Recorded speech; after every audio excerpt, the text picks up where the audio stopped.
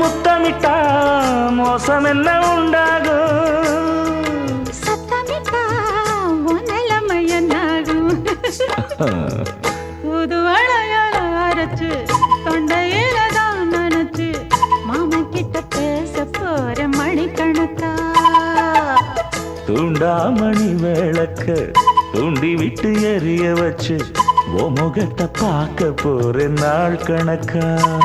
அந்த இந்திரன் சந்திரனும் மாமன் வந்தா எந்திரிச்சு நிக்கணும். அந்த ரம்பையும் ஊர்வசியும் மயிலுக்கு தொண்டுகள் செஞ்சிடணும். நான் காத்தாகி ஊத்தாகி மாமனை தழுவி கட்டிக்கணும்.